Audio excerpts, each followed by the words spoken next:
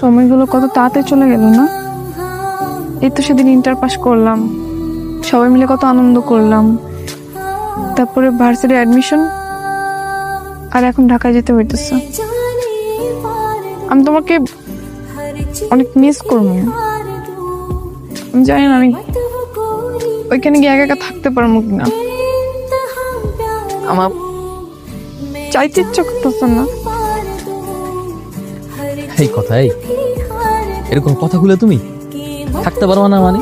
হ্যাঁ, তুমি ছোটবেলার থেকেই কত মেধাবী একটা মেয়ে, সব ক্লাসে তোমার ভালো ভালো কত রেজাল্ট, এখন ভালো একটা ভার্সিটিতে চান্স পাইছো। আমরা গ্রামের প্রত্যেকটা মানুষ তোমার নিয়ে কত গর্ব করে তুমি জানো। আমার হিসাব নইলে আলাদা, কোন রকম একটা সরকারি কলেজে পাশ করে জীবন কাটাই দিত।